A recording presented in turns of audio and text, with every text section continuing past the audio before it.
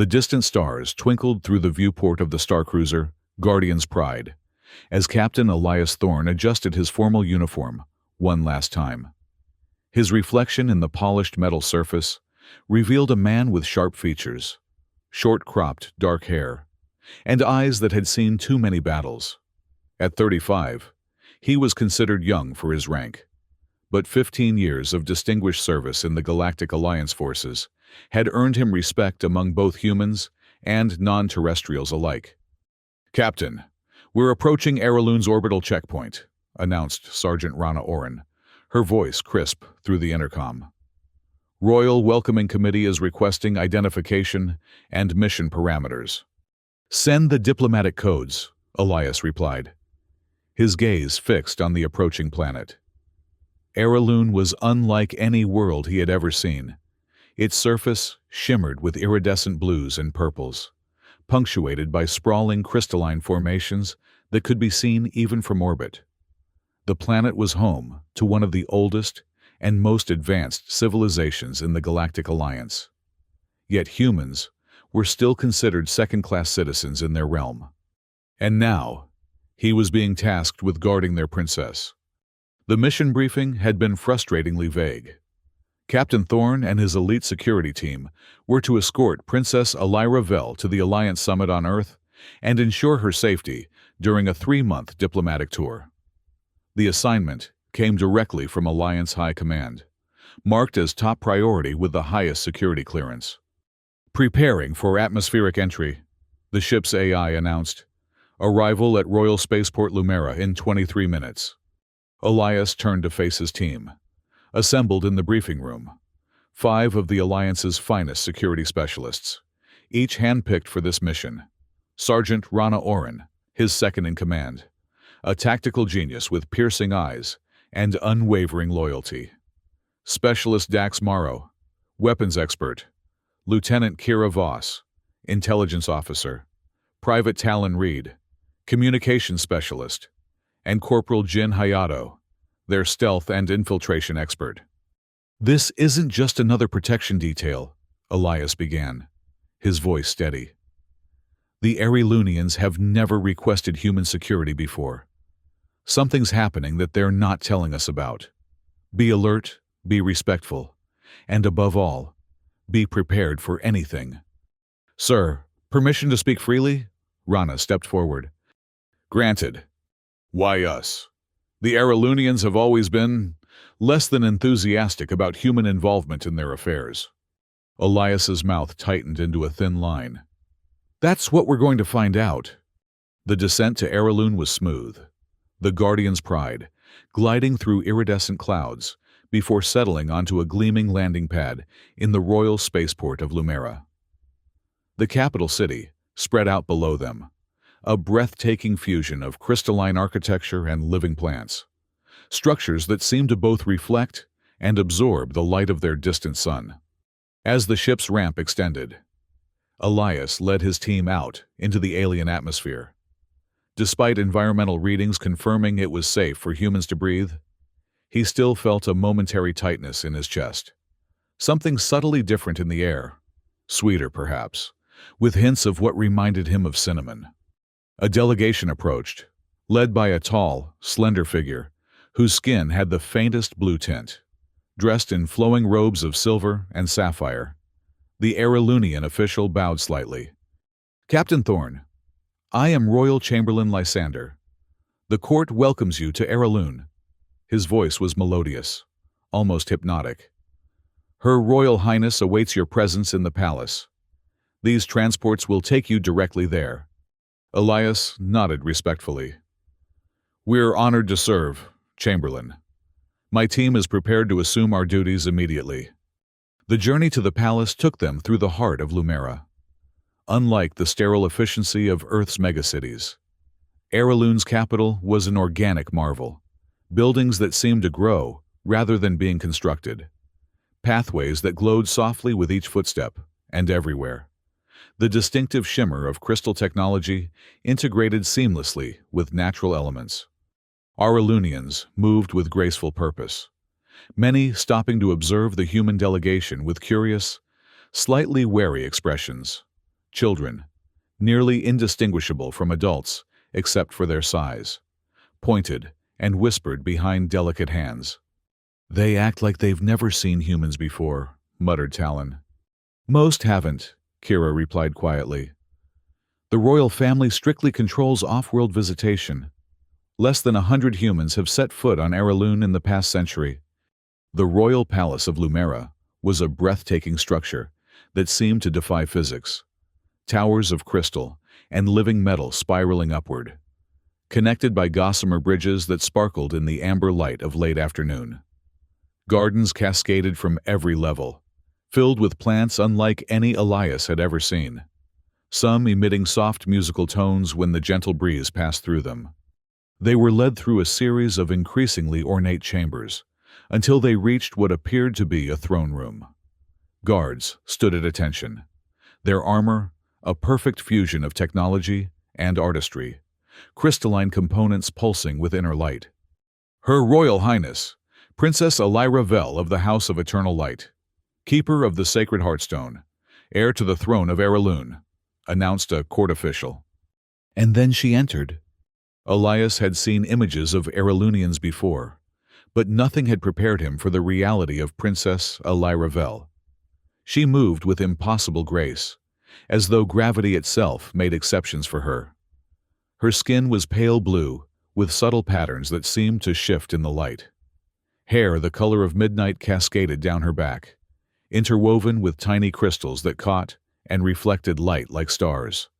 Her eyes, large and expressive, were the deep violet of twilight, with no visible pupils or whites, yet somehow conveying a depth of intelligence and curiosity that transcended species differences. But it was her expression that caught Elias off guard. Not the haughty superiority he had expected, but something more complex, a mixture of caution, determination, and what he could have sworn was fear. "Captain Thorne," she spoke, her voice musical yet formal. "I welcome you and your team to Araloon.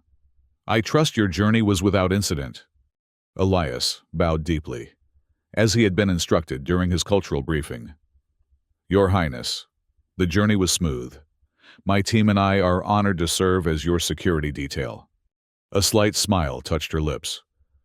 "I hope that will not be necessary, Captain. This diplomatic mission is of great importance to my people, but I do not anticipate any complications." Something in her tone made Elias glance up. Their eyes met briefly, and in that moment, he felt a strange certainty that she was not telling the whole truth. "Nevertheless, Your Highness, we will remain vigilant," he replied carefully. The formal reception continued with introductions to various court officials and a detailed briefing on protocol. Elias noticed Lord Vraxis immediately, a tall, imposing Araloonian male with sharp features and cold eyes that seemed to calculate the value of everything they fell upon. As royal inspector, he was responsible for palace security and clearly displeased by the human presence. "Captain," Vraxis addressed him, not bothering to hide his disdain. "I trust you understand that your team's authority extends only to the princess's immediate person. All other security matters remain under my jurisdiction." "Of course, Lord Vraxis," Elias replied evenly. "We're here to complement your security, not replace it." Vraxis's eyes narrowed slightly. "Indeed. See that you remember that." As the reception continued, Elias positioned his team strategically around the chamber, observing the interactions among the Araloonian nobles. Years of security work had taught him to read body language across species, and something here felt off. Subtle tensions, furtive glances, conversations that halted when others approached. "Captain," Rana's voice came through his earpiece. "East entrance, male Araloonian in dark blue robes. He's scanning the room too systematically to be a casual observer."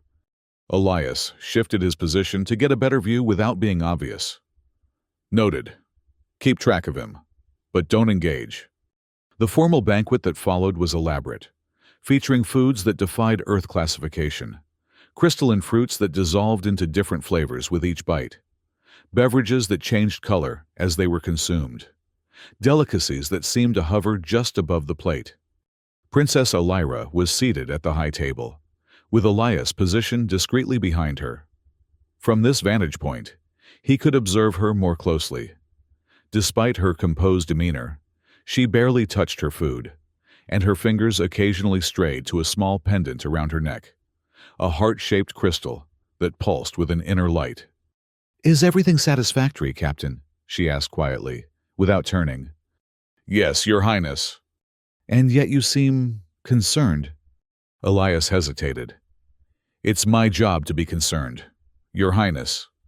She turned slightly, her violet eyes meeting his. "Then we have that in common."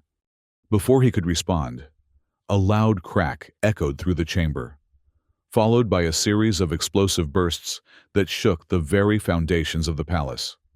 The lights flickered and died, plunging the room into darkness, save for the natural bioluminescence of some Aerolunian guests. "Hostile contact!" shouted Kira through the comm. "Multiple armed intruders breaching the east wing!"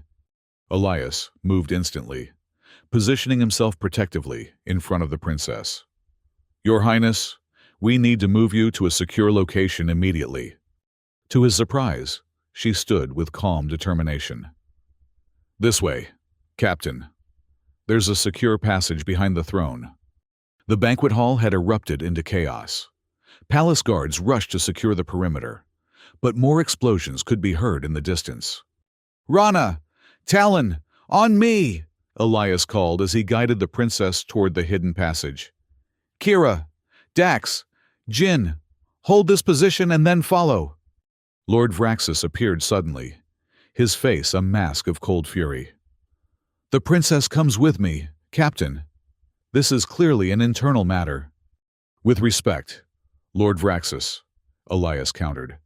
"My orders are to protect Her Highness at all costs." "Your orders are irrelevant," Vraxus snarled, reaching for the princess. Everything happened in an instant. A new explosion, closer this time, sent debris raining down from the ornate ceiling. In the confusion, Elias saw a metallic object spinning through the air toward the princess, a projectile weapon of some kind. Without thinking, he shoved her aside and deflected the object with his armored forearm. It exploded harmlessly against a far wall, but the distraction was enough for Vraxus to disappear into the smoke and confusion. "Are you hurt, Your Highness?" Elias asked urgently, scanning her for injuries. "No, She stopped, her eyes widening as she looked past him. "Captain, behind you!" Elias whirled to see three figures emerging from the smoke. Not Aerolunian, not human, their features obscured by advanced stealth tech that rendered them semi-transparent, wielding weapons unlike any he had encountered before. "Run!" he ordered, drawing his sidearm. "Find Sergeant Orin and go!" The princess hesitated only a moment before fleeing toward the hidden passage. Elias fired 3 precise shots, forcing the attackers to take cover. "Captain!" Rana's voice came through his comm. "I have the princess. Southeast corridor, heading for the Crystal Gardens." "On my way," he responded, firing several more covering shots before retreating tactically. He caught up with them in a narrow hallway, its walls lined with luminescent crystals that provided just enough light to navigate by. Princess Elira moved with surprising speed and surety, leading them deeper into the palace complex. "Your Highness," Elias said as they ran, "do you know who's behind this attack?" "I have my suspicions," she replied grimly. "But we cannot talk here. We must reach the Crystal Forest. It's our only chance." They encountered 2 more attackers near a service entrance, but Rana's expert marksmanship neutralized the threat before they could raise the alarm. Outside, the twilight of Aerolune cast long shadows across the royal grounds. "The forest is beyond the southern wall," the princess explained, her breath visible in the cooling air. "Once there, I can access transportation and safe passage." "Talon, what's the status of the rest of the team?" Elias asked into his comm. Static answered him. "Communications are being jammed," Rana observed, checking her equipment. "Standard tactic for a coordinated strike." Elias made a quick decision. We stick to the plan. Get the princess to this crystal forest. Rendezvous with the others if possible. They moved swiftly through the palace gardens, using the exotic foliage as cover. Distant explosions and weapons fire indicated that the attack was widespread, not a targeted assassination attempt, but something larger. As they approached the southern wall, Princess Elira stopped suddenly, placing her hand against an unremarkable section of crystal. It pulsed with light in response to her touch, and a doorway materialized where none had been visible before. "Quickly," she urged.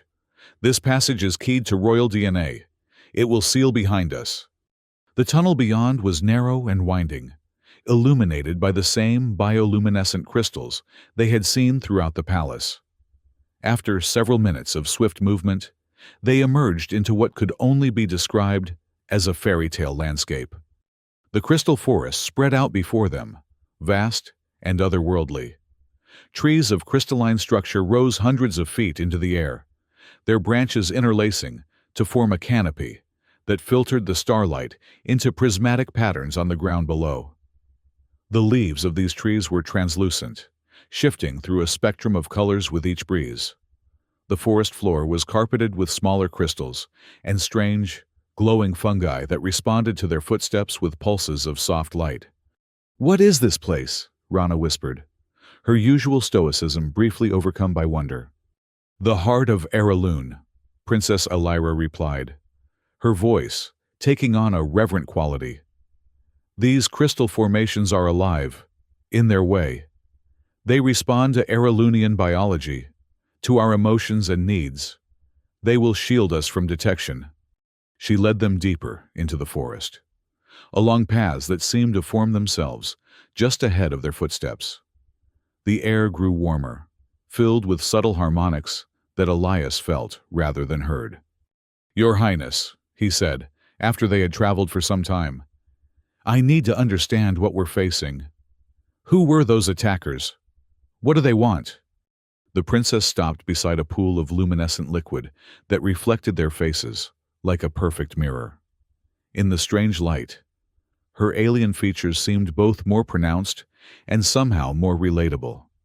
"What they want, Captain, is this—" She touched the crystal pendant at her throat, which pulsed in response. "The Heartstone, and through it, control of Araloon."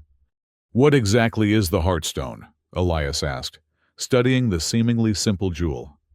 "It is difficult to explain in human terms. Part key, part data storage, part living entity.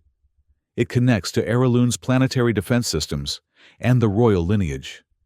In the wrong hands, it could be used to disable our protections and leave us vulnerable to invasion or coup." "And you suspect Lord Vraxis is behind this?" Rana asked. Princess Elira's expression darkened. "Vraxis has always coveted power beyond his station. As royal inspector, he has access to security protocols that could have facilitated this attack. But I cannot be certain." A distant sound caused them all to freeze, the unmistakable whine of search drones. "They're tracking us," Elias said grimly, checking his weapon's charge. "Your Highness, is there shelter nearby? Somewhere defensible?" "Yes, an ancient guard post, not far from here. But Captain—" She hesitated, her eyes meeting his with unexpected intensity. "You should know that I requested you specifically for this mission." "Me?" Elias couldn't hide his surprise. "Why?" "Your record in the Battle of Proxima Centauri. You held the line against impossible odds to protect civilians. I need that same determination now." She glanced down at her pendant, then back to him. "There is more at stake here than you know." Before Elias could press for details, the forest around them shifted. Crystal branches bent inward, forming a protective canopy as the drone sounds grew closer. "The forest is responding to my distress," the princess explained softly. "But it cannot shield us for long. We must keep moving." They continued through the increasingly dense crystal formations, the natural architecture of the forest becoming more complex and labyrinthine. Elias maintained hypervigilance, acutely aware that they were now deep in unfamiliar territory, with unknown threats in pursuit. The guard post, when they reached it, was unlike anything Elias had expected. Not a building in the conventional sense, but a massive, hollow crystal formation. Its interior chambers formed naturally, or through some ancient technology indistinguishable from nature. The entrance sealed behind them, the crystal becoming opaque and hardening to a material stronger than steel. Inside, the space was surprisingly comfortable, with areas that served as natural seating and what appeared to be a control interface grown directly from the crystalline wall. "We should be safe here temporarily," Princess Elira said, placing her hand on the interface. It illuminated at her touch, displaying symbols Elias couldn't decipher. "I've activated the outpost's defensive measures. Anyone approaching will be redirected by the forest itself." "How long can we hold out here?" Elias asked, already assessing their limited supplies and ammunition. "A few hours at most. After that, we'll need to move toward the southern haven. There's a communication array there that can reach the Alliance fleet." She turned to face him fully. "Captain, I must ask something of you that goes beyond your official duties." "Your Highness?" "If we are captured, if it becomes clear that the Heartstone will fall into Vraxis's hands," she touched the pendant again, "you must destroy it." Elias felt a chill that had nothing to do with the ambient temperature. "Destroy it? I thought you said it was connected to Erelun's defenses, to your royal lineage." "It is. Its destruction would be catastrophic for my people, but in Vraxis's hands, the damage would be far worse. He would use it to subjugate not just Erelun, but potentially to leverage power throughout the Galactic Alliance." The gravity of their situation settled heavily on Elias's shoulders. This was no longer a simple protection detail. It was potentially the difference between peace and interstellar conflict. "I understand," he said quietly, "but it won't come to that. We'll get you to safety, Your Highness." For the first time since they'd met, Princess Elira smiled, a genuine expression that transformed her features from merely beautiful to breathtaking. "Thank you, Captain Thorne. I believe you might actually mean that."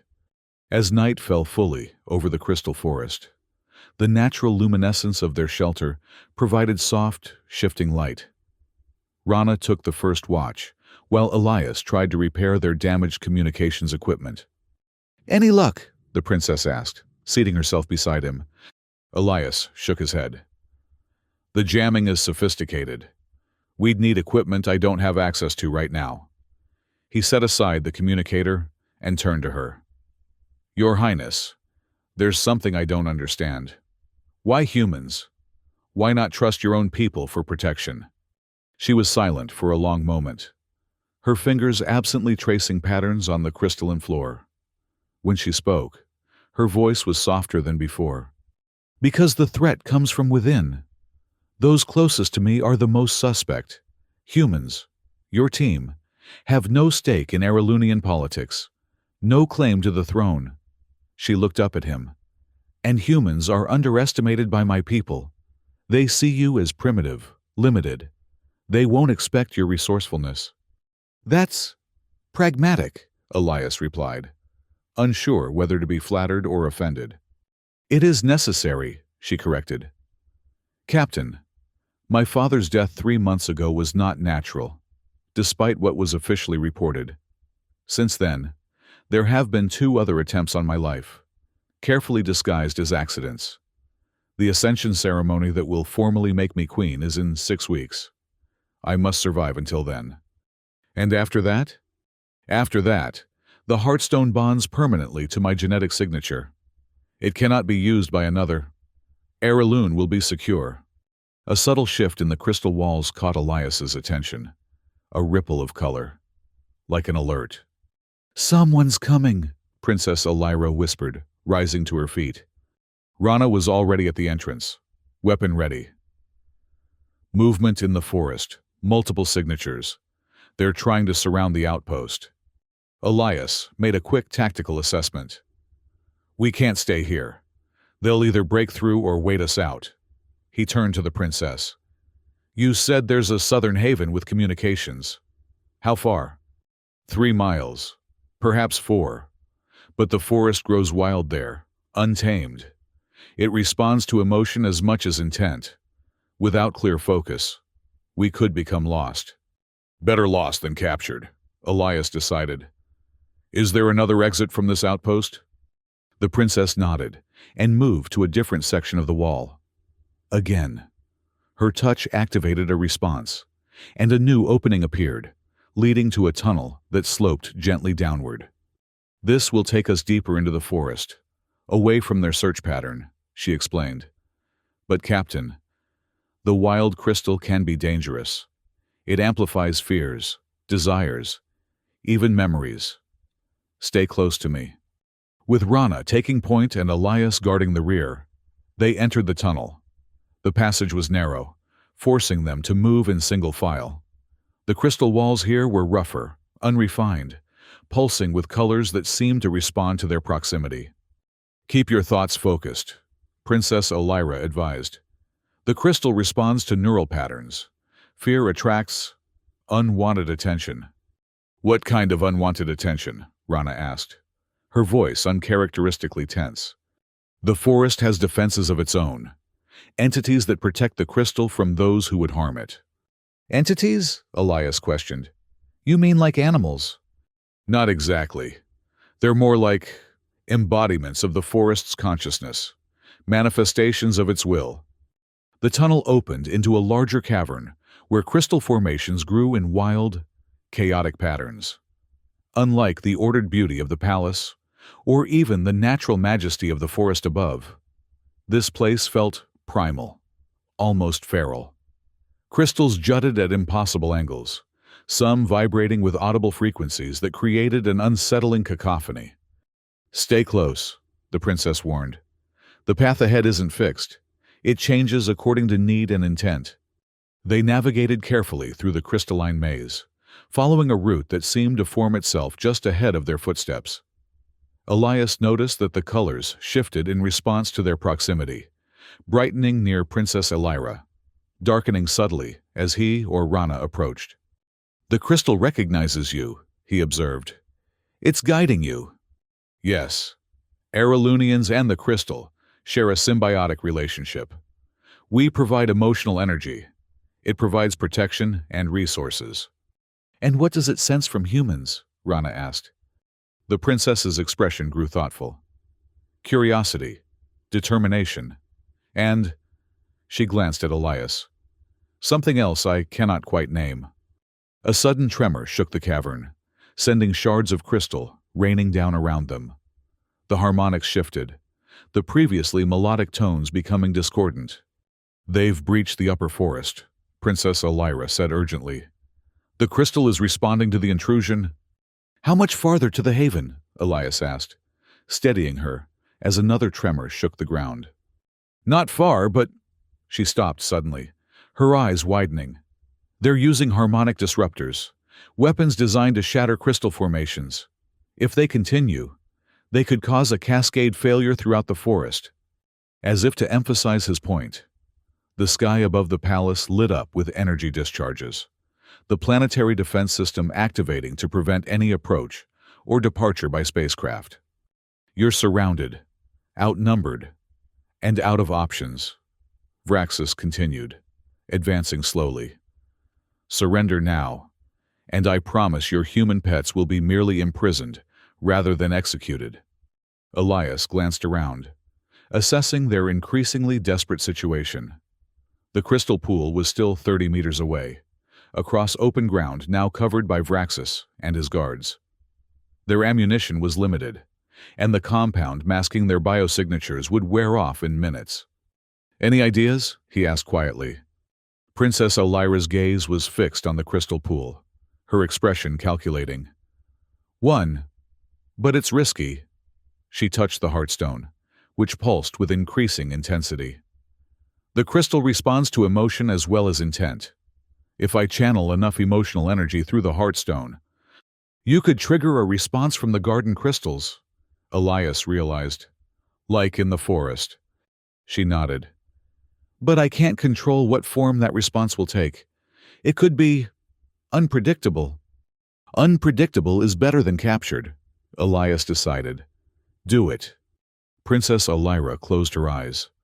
Her fingers wrapped tightly around the heartstone. Her expression shifted through intense emotions, determination, fear, and something deeper that Elias couldn't name. The pendant began to glow with brilliant light, pulsing in complex patterns that seemed to ripple outward into the surrounding crystal structures. The effect was immediate and dramatic. The garden crystals resonated in response, their structures vibrating with increasing intensity. Flowers composed partly of crystalline elements burst into sudden bloom, releasing spores that glowed with bioluminescence. The very ground beneath their feet trembled as larger formations began to shift and move. Vraxus and his guards faltered, clearly unprepared for this development. "What is she doing?" he demanded, his composure cracking. "Stop her!" But it was too late.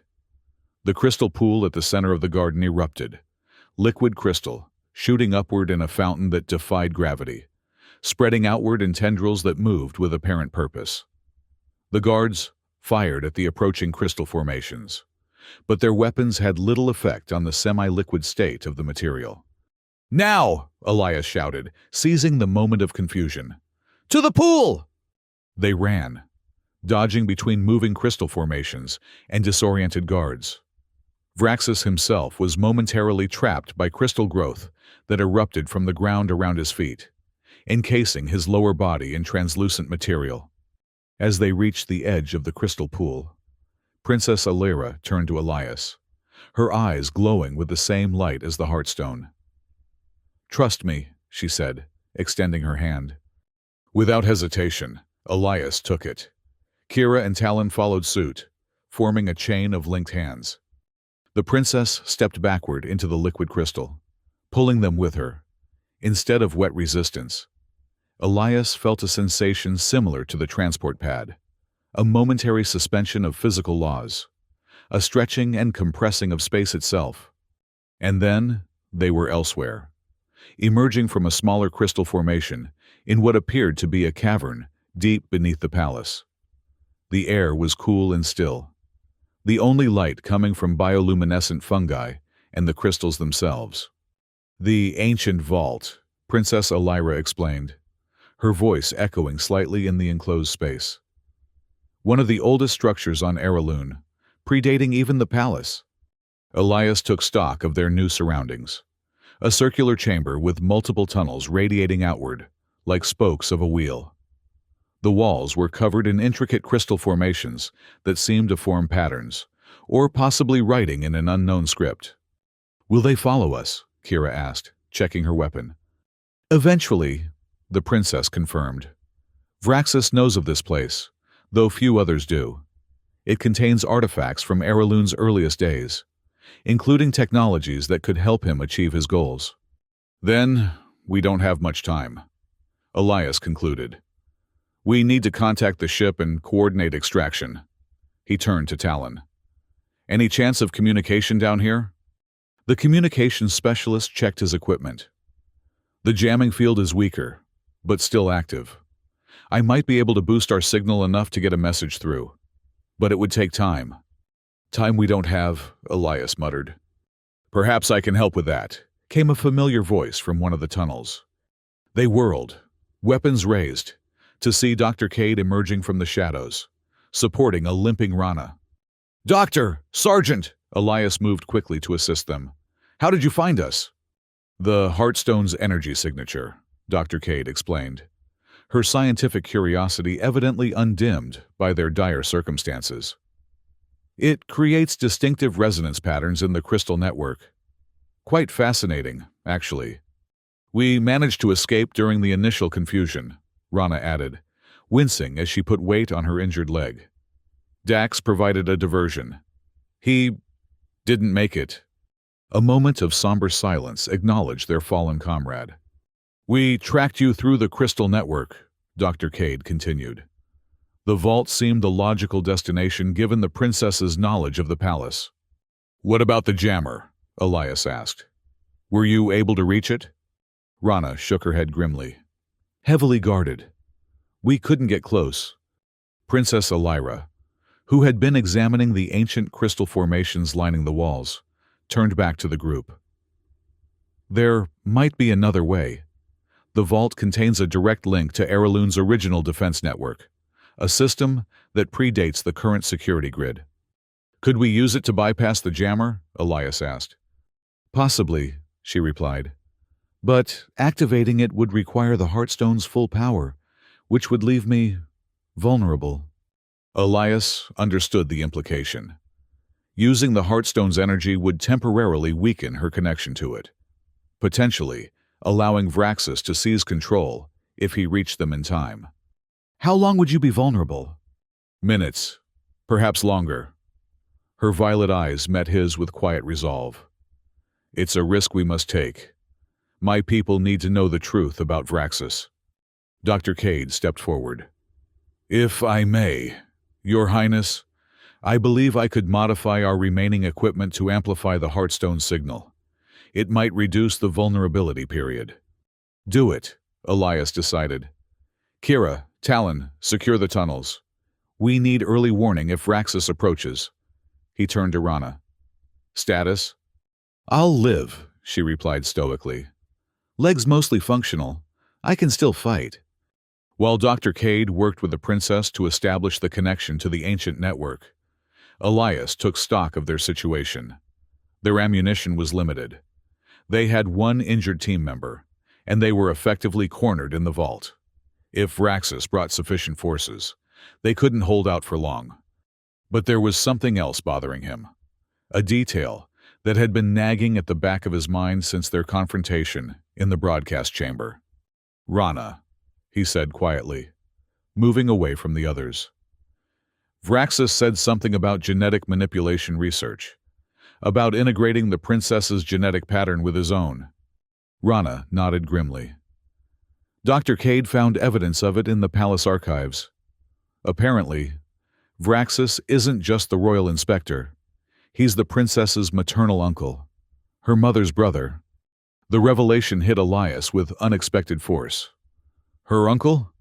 Then he already has partial genetic compatibility with the Heartstone, which is why he needs her alive," Rana confirmed. "The procedure he's developed would extract key genetic markers from her DNA and integrate them with his own, creating a hybrid pattern that might fool the Heartstone into accepting him as royal. A procedure that would kill her in the process," Elias concluded darkly. "Almost certainly. This changed everything. Vraxis wasn't just a power-hungry official. He was family, betraying his own blood for control of Erelun. The personal nature of the betrayal explained the intensity of the princess's reaction to his coup attempt." Elias rejoined the princess and Dr. Cade, who had established a connection between the Heartstone and an ancient crystal formation at the center of the vault. The pendant now pulsed with steady light, synchronized with the larger crystal's resonance. "We're ready," Dr. Cade announced. "The connection is stable, but activating the network will drain the Heartstone significantly." Princess Elira nodded, her expression resolute. "Then let us proceed." She placed her hands on the ancient crystal, which responded immediately to her touch. The Heartstone flared with brilliant light, energy flowing visibly from the pendant into the larger formation. Throughout the vault, dormant crystal structures began to illuminate, patterns of light spreading through the walls like awakening neural pathways. "The ancient network is coming online," Dr. Cade observed, her scientific fascination evident despite their perilous situation. "It's bypassing the current security grid entirely." A holographic display materialized above the central crystal, showing what appeared to be a map of Erelun's crystal network, a complex web of interconnected nodes spanning the entire planet. "Communications are open," Princess Elira announced, her voice strained with the effort of maintaining the connection. "Captain, now!" Elias activated his emergency transmitter, broadcasting directly to the Guardian's Pride on the Alliance emergency frequency. Guardian, this is Captain Thorne. Authentication code Proxima 7 Delta Echo. Emergency extraction required. Sending coordinates now. For a tense moment, there was no response. Then, breaking through the static. Captain Thorne, this is Guardian. Authentication confirmed. We've been monitoring the situation. Extraction team is prepped and ready. ETA to coordinates. 12 minutes. Relief washed through Elias, but it was short-lived. From one of the tunnels, Kira's urgent voice called out, "Contact! Multiple hostiles approaching from the North Passage." Princess Alira swayed slightly, the strain of maintaining the ancient network connection evident in her pale features. "I can't hold this much longer," she warned. "The Heartstone's energy is depleting rapidly."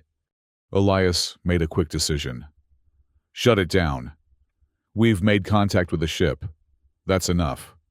She released the connection, sagging against him as the holographic display vanished, and many of the crystal formations returned to dormancy. The Heartstone continued to pulse, but its light was noticeably dimmer than before. "Are you all right?" he asked, supporting her weight. "Yes," she assured him, though her voice was weaker than before. "The Heartstone will regenerate its energy, but it will take time." "Time we don't have," Rana observed grimly, taking up a defensive position near the north tunnel.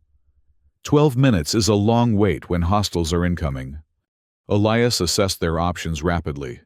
The vault had multiple exits, but most were narrow tunnels that would force them to move in single file, vulnerable to ambush. The central chamber was defensible but offered limited cover, and the princess, weakened by her use of the Heartstone, would be especially vulnerable. "We hold this position," he decided. "Kira, Talon, create barricades using whatever you can find. Rana, you and I will cover the main approach. Dr. Cade, stay with the princess and monitor the Heartstone's recovery." They moved with practiced efficiency, preparing for the imminent assault. Pieces of fallen crystal were arranged to create rudimentary cover, while Talon rigged his remaining flashbang devices as impromptu mines in the tunnel entrances. Princess Alira approached Elias as he checked his weapon's charge. "Captain, Elias," she said, using his first name for the first time. "If we don't survive this, I want you to know that your service, your protection, has meant more to me than you can know." Something in her tone made him look up, meeting her violet eyes. In them, he saw not just royal dignity or determination, but genuine connection. "We're going to survive this, Your Highness," he assured her. "I promise to protect you, and I keep my promises." "Alira," she corrected gently. "After all we've been through, I think you've earned the right to use my name." Before he could respond, Talon's warning came from the west tunnel. "Movement. Multiple signatures approaching fast." Moments later, the first energy blast struck the chamber entrance, sending crystal shards flying. Elias pulled Alira behind cover, just as more blasts followed in rapid succession. "Hold positions," he ordered. "Conserve ammunition." The attacking force was using the tunnels for cover, firing from positions of relative safety while attempting to pin down the defenders. It was a standard siege tactic. Wear down resistance before committing to a direct assault. 8 minutes to extraction, Rana reported, checking her chronometer. A voice called out from the north tunnel, Lord Vraxis, his tone confident despite the resistance they had shown so far. "Princess Alira, your position is hopeless. Surrender now, and I will guarantee the safety of your human friends. Continue this futile resistance, and they will die one by one as you watch." "He's lying," Elias said quietly. "He has no intention of letting any of us live." Alira nodded, her expression hardening. "I know my uncle's true nature, Captain. He has always valued power over people, even family." Another barrage of energy blasts struck their position, more intense than before. One caught Talon in the shoulder, spinning him backward with a cry of pain. Kira dragged him to safety behind a crystal formation. 7 minutes, Rana updated grimly. The attacks intensified, forcing them to keep their heads down. Elias knew the strategy. Suppress their ability to return fire, then advance to close quarters. They were being worn down systematically. We need a counteroffensive, he decided. Something to break their rhythm. Princess Elira touched the Heartstone, which still pulsed with diminished light. I might be able to help, but it would require the last of the Heartstone's current energy.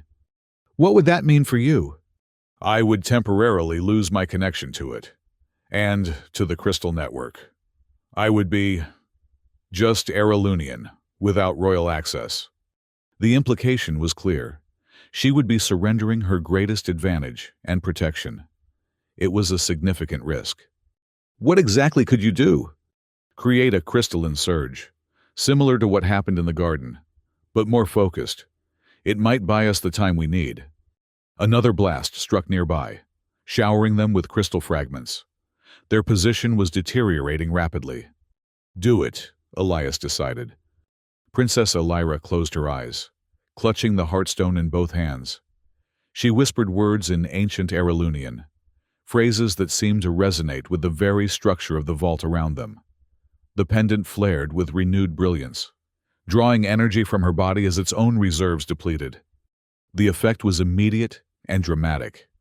Crystal formations throughout the chamber began to glow with intense light, then to move, growing, shifting, extending toward the tunnel entrances like living entities. Energy discharges erupted from their tips, targeting the positions where Vraxus's forces had taken cover. Screams and confused shouts echoed from the tunnels as the crystal surge forced the attackers to retreat. For a moment, the onslaught against their position ceased. Princess Elira collapsed against Elias, the Heartstone now dark and inert at her throat. It's done, she whispered, her voice weak. The Heartstone is dormant until it can regenerate. 5 minutes to extraction, Rana reported. But their temporary advantage was already fading. The crystal formations, without the sustained energy of the Heartstone, were settling back into dormancy. And from the tunnels came renewed sounds of movement. Vraxus regrouping his forces. They're coming again, Kira warned, supporting an injured Talon who was doing his best to remain combat effective despite his wound. Elias made a rapid tactical assessment. They couldn't hold this position for 5 more minutes against a determined assault. Not with their current resources and injuries. New plan, he announced. Rana, you and Kira take the Princess and Dr. Cade through the East Tunnel. It should lead toward the surface, closer to the extraction point. Talon and I will hold this position as long as possible to cover your retreat. Captain, no, Princess Elira protested. I won't leave you behind again. This isn't a debate. You're Elira, he replied firmly. The mission is to ensure your safety. My team understands that. She met his gaze with intensity. And what about my mission, Captain? To ensure the safety of those I care about? Before he could respond, Lord Vraxus's voice echoed through the chamber again, closer this time. I grow tired of this game, niece. Perhaps you need motivation to surrender. A figure was thrust into the north tunnel entrance. Jin, bloodied and barely conscious, held at gunpoint by one of Vraxus's guards. Surrender now, Vraxus continued, or watch your human ally die. You have 30 seconds to decide. Elias exchanged glances with Rana, both recognizing the tactic for what it was, a ploy to force an emotional decision rather than a tactical one. Don't, Jin managed to say, despite his injuries. It's a trap. 20 seconds, Vraxus called out. Princess Elira stepped forward, her expression resolute despite her weakened state. Uncle, this has gone too far. There has been enough bloodshed. Then end it, Vraxus replied smoothly. Surrender yourself and the Heartstone. Your human friends will be released unharmed. 10 seconds. Elias moved to the princess's side. He's lying. The moment you surrender, we're all dead. I know, she whispered. Then, louder, I accept your terms. Uncle, On one condition, you allow Captain Thorne to accompany me. The others will remain here as insurance. Vraxis was silent for a moment, clearly considering the unexpected proposal. Agreed. You and the captain will come forward, unarmed. Elias stared at her in disbelief. What are you doing? Trust me, she whispered. 3 minutes until extraction. We need to get closer to the surface. Understanding dawned. She wasn't surrendering. She was buying them time and positioning them for extraction. Sergeant Oren, Elias said loudly enough for Vraxis to hear. Stand down. That's an order. Rana played along, her expression conveying her understanding of the stratagem. Yes, sir. Elias unholstered his weapon and placed it on the ground. Princess Elira stepped forward, her head held high despite her exhaustion. Together, they walked toward the north tunnel entrance where Vraxis waited with his guards. A wise decision, niece, Vraxis said as they approached, his cold eyes calculating. Though I'm surprised you would risk your pet captain. He insisted, she replied coolly. A matter of honor, I believe. As they reached the tunnel entrance, Jin was roughly pulled aside by his captors. Vraxis gestured, and 2 guards moved forward to secure Elias, binding his hands with energy restraints. The Heartstone appears dormant, Vraxis observed, studying the pendant at Elira's throat. What have you done with its power? Used it to contact the Alliance fleet, she replied truthfully. They are aware of your treachery, Uncle. Vraxis's expression darkened momentarily before his composure returned. It matters not. The planetary defenses are under my control. No Alliance vessel will breach our atmosphere. Then you have nothing to fear by releasing my friends, she countered. In due time, he gestured to his guards. Bring them. The laboratory is prepared for the procedure. They were led through the tunnel, ascending gradually toward the palace levels. Elias maintained a mental countdown, 2 minutes until the extraction team's arrival. They needed to be closer to the surface, ideally with fewer guards around them. As they emerged into a corridor that Elias recognized as part of the palace's lower levels, an alarm suddenly blared throughout the complex. Vraxis paused, touching a communication device at his wrist. Report, he demanded. A frantic voice responded, My lord, Alliance vessels have breached the outer defenses. Multiple ships approaching the palace. Vraxis's expression contorted with rage. Impossible! The defense grid should have repelled them. The grid is malfunctioning, sir. Crystal nodes are deactivating across the network. Elias glanced at Princess Elira, whose subtle smile confirmed his suspicion. This was no malfunction. Her use of the ancient network had created vulnerabilities in the current system, weaknesses that Alliance technical experts could exploit. Accelerate the procedure preparations, Vraxis ordered. We proceed immediately. As the guards urged them forward with greater urgency, Elias caught Princess Elira's eye. 1 minute, he mouthed silently. They were led into a large chamber that could only be the laboratory Vraxis had mentioned. Crystal technology, of a more refined, clinical nature, dominated the space. At its center stood 2 examination platforms, surrounded by equipment that hummed with ominous purpose. Secure them both, Vraxis ordered, moving to activate the central console. The procedure requires both subjects to be conscious initially. As guards moved to restrain them to the platforms, the entire palace shuddered under what could only be weapons impact. The Alliance extraction team had arrived.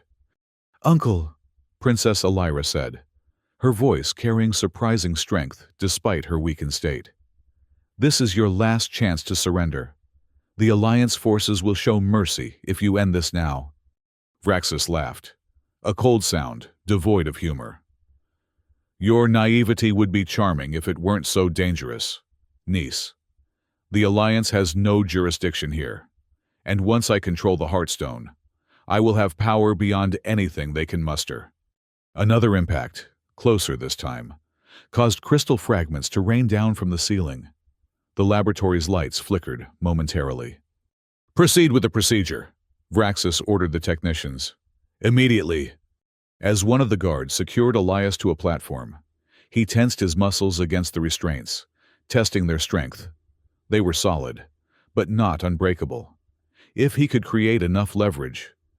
Princess Elira was secured to the adjacent platform, her expression calm despite their dire situation.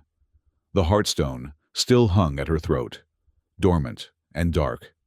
The genetic extraction process will be uncomfortable, Vraxis informed her with clinical detachment, but necessary for Araloon's future. You mean your future, she countered. You care nothing for our people. I care about our destiny, he replied sharply. A destiny your father was too weak to pursue, and you too human corrupted to understand. A technician approached with a device that resembled a crystalline syringe, its tip glowing with pale blue energy. The extractor is ready, my lord. Begin with the royal genetic markers, Vraxis instructed. We must work quickly. As the technician moved toward Princess Elira, the laboratory doors burst open. Rana, Kira, and Dr. Cade rushed in, weapons raised, followed by Alliance Marines in full tactical gear. Jin, apparently having been rescued during the confusion, supported a still-injured Talon. Drop your weapons, the Marine commander ordered. By authority of the Galactic Alliance, you are all under arrest for crimes against an allied sovereign. Vraxis's guards hesitated, caught between their loyalty and the overwhelming force now facing them. Several lowered their weapons immediately, while others looked to Vraxis for guidance. In that moment of confusion, Elias seized his opportunity. Straining against his restraints with all his strength, he managed to break one arm free. He immediately reached for the release mechanism on his other restraint. Vraxis, seeing his plans collapsing around him, made a desperate move. He lunged for Princess Elira, a small crystal device in his hand, some kind of weapon or tool. If I cannot have the Heartstone's power, he snarled, then neither shall you. Elias reacted instantly. Breaking his final restraint, he launched himself between Vraxis and the princess. The crystal device struck him in the chest, sending a surge of energy through his body that felt like liquid fire in his veins.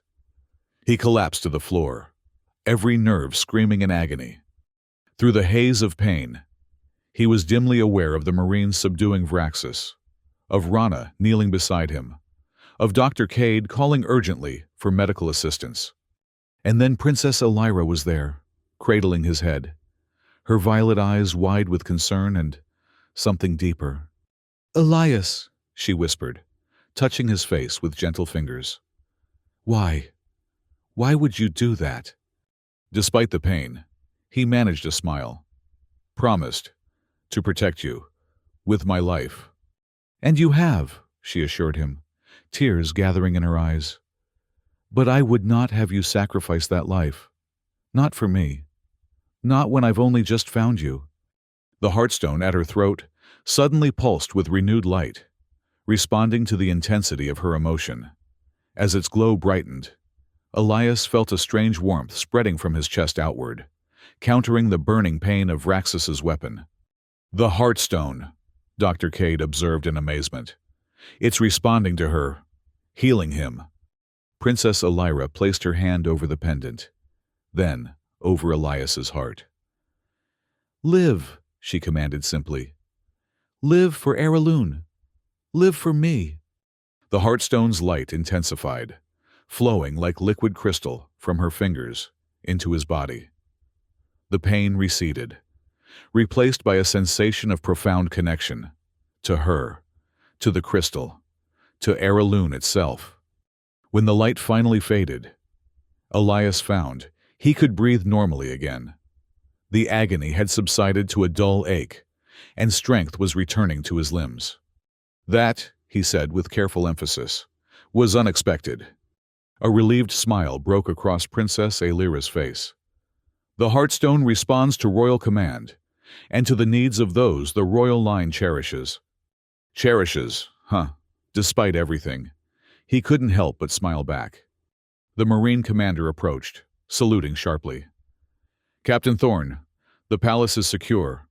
Lord Vraxis and his supporters are in custody. The Guardian's Pride is standing by for your team's return.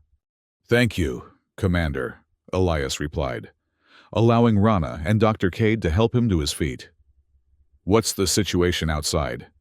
The coup attempt has failed, sir. Once news of Princess Elira's broadcast spread, many of Vraxis's supporters surrendered immediately. The royal court has declared its loyalty to the princess. Princess Elira nodded, her royal composure returning despite the ordeal they had endured. Then, it is time to begin healing the wounds this conflict has caused, both to Araloon and to our alliance with Earth. In the days that followed, the full extent of Vraxis's conspiracy was revealed. His genetic manipulation research, his secret agreements with fringe elements opposed to the alliance, his careful cultivation of anti-human sentiment among certain court factions, all came to light during his trial. Princess Elira, true to her word, focused on healing and reconciliation rather than retribution. While Vraxis himself was sentenced to containment in a crystal prison, a punishment reserved for the most serious crimes against the crown, many of his supporters were granted leniency in exchange for their cooperation. The Ascension ceremony was rescheduled, now with additional significance as a symbol of Araloon's renewed commitment to the Galactic Alliance. Representatives from Earth and other allied worlds were invited to attend, a gesture of openness unprecedented in Araloonian history. For Elias and his team, the mission had officially ended with Vraxis's capture. They should have returned to Earth for debriefing and reassignment, but Princess Elira had personally requested their continued presence until after the ceremony, a request that Alliance High Command had readily granted, recognizing the diplomatic value of the gesture.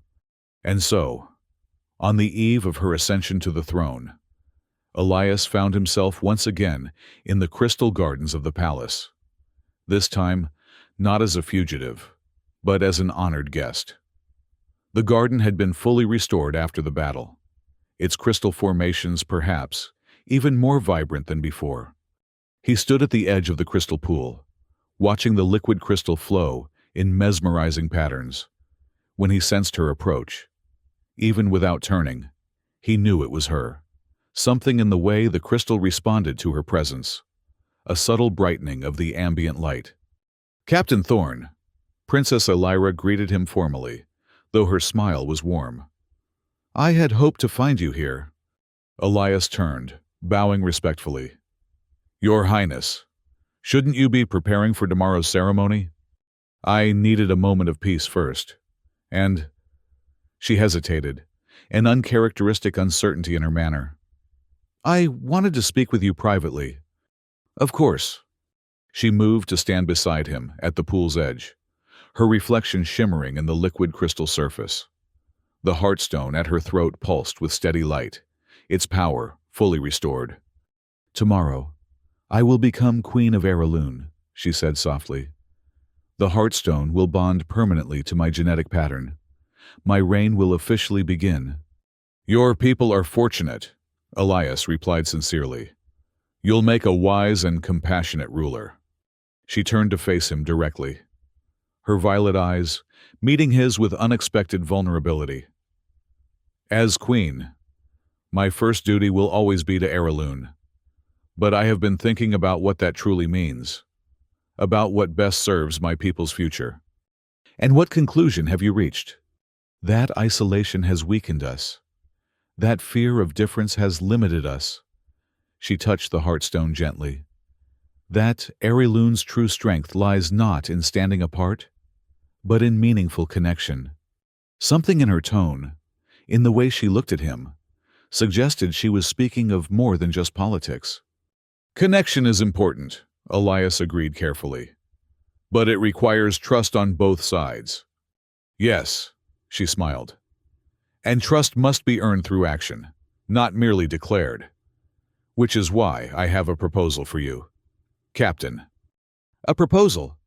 After my ascension, Araloon will need an official liaison to the Galactic Alliance, someone who understands both worlds, who has demonstrated loyalty and courage in service to both. She paused. I would like that person to be you. Elias was momentarily speechless. The position she described would be unprecedented. A human serving in an official capacity in the Aralunian court. Your Highness, Elira, I'm honored. But are you certain your people are ready for such a step? Some are not, she acknowledged candidly. But they will learn, as I have learned, that true strength comes from embracing difference rather than fearing it. Her expression softened. And perhaps, in time, they will come to understand that a queen's heart may follow the same path as her political wisdom. The implication of her words hung in the air between them, fraught with possibility. That would be quite the cultural shift, Elias observed, his heart racing despite his outward calm. Indeed, which is why it must begin with small steps. She extended her hand, palm up, a formal Aralunian gesture of offered partnership. Will you stay, Captain Thorne? Will you help me build this bridge between our worlds? Elias looked at her offered hand, then into her eyes. In them, he saw not just a princess about to become queen, but a woman of extraordinary courage and vision, someone who had fought alongside him, trusted him, and now was offering something he had never expected to find on an alien world. He placed his hand in hers, their fingers intertwining in a gesture that was both formally diplomatic and profoundly personal. Yes, he said simply, I will stay. The heartstone at her throat pulsed brightly in response, its light reflecting in the crystal pool before them, around them. The garden seemed to respond to their connected presence, crystal formations blooming with new growth, colors shifting to harmonize with their emotional states. Tomorrow, I become queen, Elira said softly. But tonight, I am simply a woman asking a man she admires to walk with her through the garden. I would be honored, Elias replied, offering his arm in the earth custom. She took it, and together they walked deeper into the crystal formations, their path illuminated by the living light of Aralune. Behind them, in the crystal pool, a single red flower bloomed, part crystal, part organic matter, its petals opening in response to emotions neither of them had yet fully voiced, but both had begun to acknowledge. He had been supposed to be her guard, but somewhere along their harrowing journey, the human had given the alien princess his heart instead. And in the light of Aralune's 3 moons, as they walked among crystals that responded to their every emotion, it seemed that perhaps she had given him hers as well. The future would bring challenges, certainly, cultural differences to navigate, political opposition to overcome, personal doubts to resolve. But for now, in this moment of quiet connection on the eve of historic change, Captain Elias Thorne and soon-to-be Queen Elira Vell of Aralune walked together in perfect harmony, a living symbol of the bridge they hoped to build between their worlds. In response to her words, larger crystal formations began to crack, releasing bursts of energy that manifested as arcs of prismatic lightning.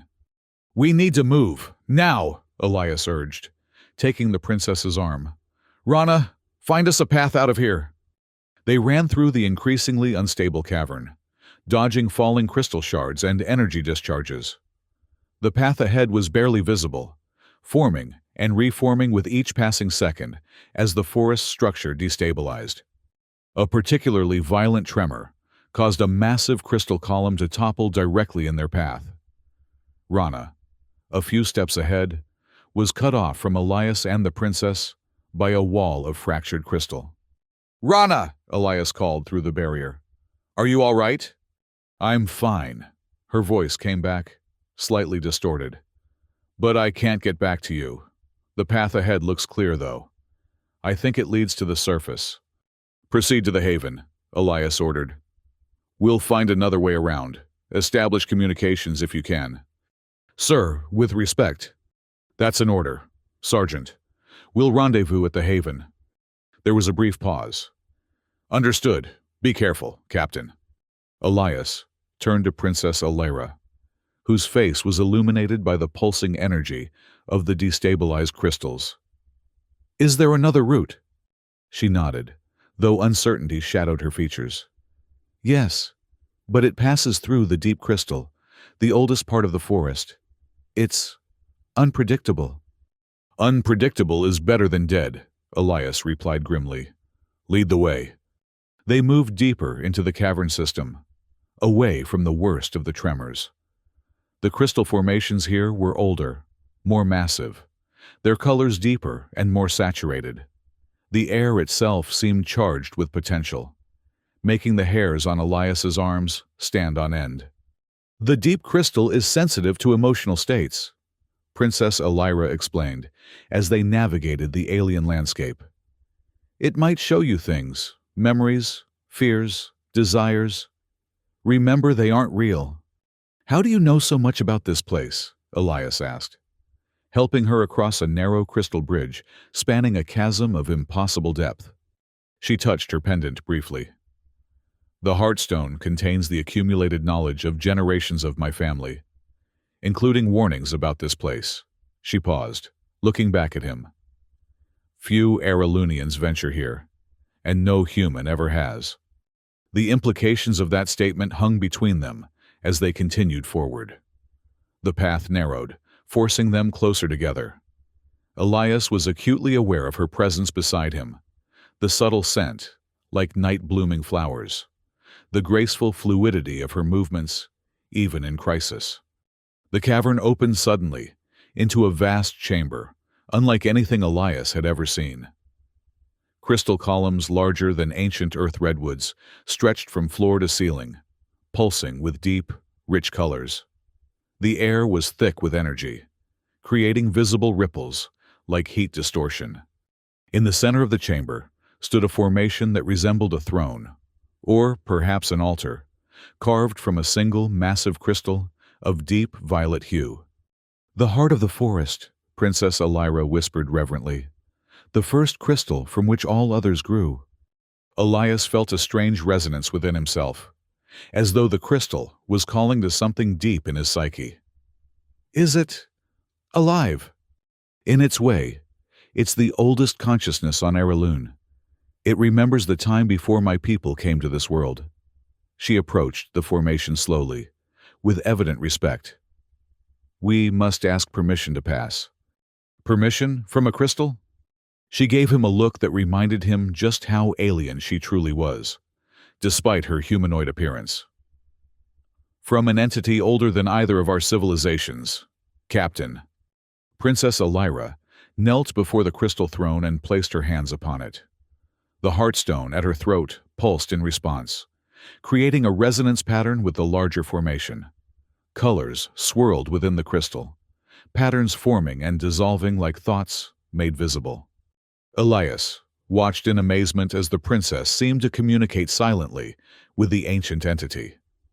Her features reflected a range of emotions: surprise, concern, and finally, a serene acceptance.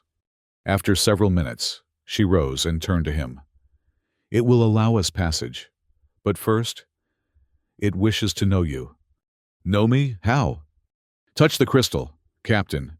It will read your intentions, your true self." Elias hesitated, years of security training screaming at him that this was a terrible idea. But the urgency of their situation and the trust in the princess's eyes compelled him forward. As his hand made contact with the crystal surface, the world around him dissolved into light. He was everywhere and nowhere, experiencing sensations beyond the capacity of human senses, colors he had no names for, sounds that existed in dimensions he couldn't comprehend.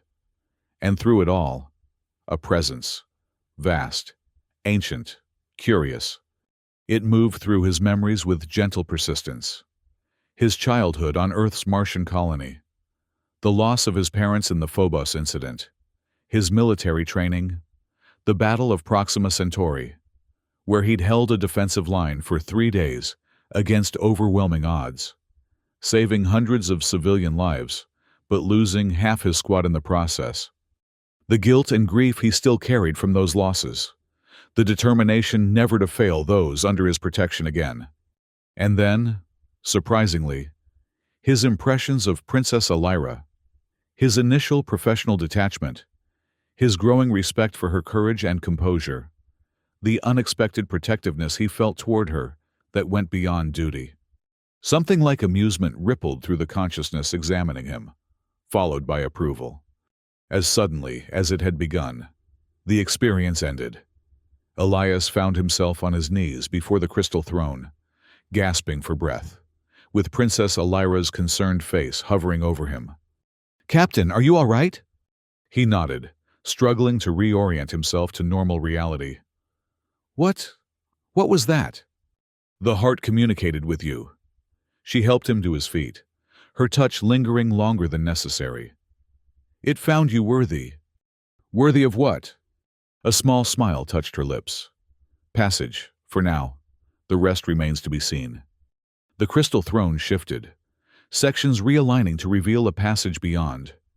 Unlike the rough-hewn tunnels they had traversed before, this one was perfectly formed, its walls smooth and uniformly illuminated with a soft, steady light. "This will lead us to the southern haven," Princess Elira explained. "The heart has granted us safe passage through its domain." As they entered the tunnel, Elias felt a strange certainty that he had passed some test he hadn't known he was taking, and that everything had changed as a result. They walked in companionable silence for some time, the perfect uniformity of the tunnel making it difficult to judge distance or time. Eventually, Elias broke the silence. "Your Highness, there's something I don't understand. You said the Heartstone is connected to your royal lineage, that it will bond permanently to your genetic signature after the Ascension ceremony. But you're wearing it now. Doesn't that mean it's already bonded to you?" Princess Elira touched the pendant thoughtfully. "It's a preliminary bond. I can access some of its functions, but not its full power. The Ascension ceremony completes the process, integrating the Heartstone's core matrix with my neural patterns." "And no one else can use it?" "Others of royal blood can access basic functions. Lord Vraxis, for instance, as a distant relation to the royal family, could use it to control defensive systems, but not to its full potential." Elias processed this information. So his goal would be to force you to use it according to his wishes. Or to find a way to force a bond with it himself, she finished grimly. "Which would require genetic manipulation on a scale that would likely kill me in the process." The tunnel began to slope upward, and a fresher quality to the air suggested they were approaching the surface. "We're nearly there," Princess Elira said. "The haven is just beyond the crystal boundary." As they neared the exit, Elias activated his tactical scanner, a device embedded in his uniform's collar that could detect energy signatures and life forms at short range. What he saw caused him to stop abruptly.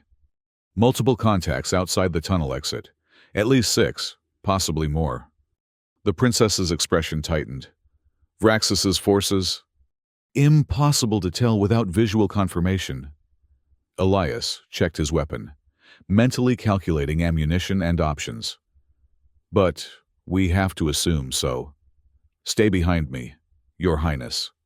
He approached the tunnel exit cautiously, using the crystal formation for cover as he peered out. The scene beyond was illuminated by Erelun's 3 moons, casting multiple shadows across a clearing ringed by crystal trees. At the far end stood a structure similar to the guard post they had sheltered in earlier, but larger, with what appeared to be a communications array grown from its upper reaches. Between them and the haven, however, were 8 figures in advanced stealth armor, their features obscured by helmets that reflected the moonlight in unsettling patterns. "They've secured the haven," Elias reported quietly. "We'll need another approach."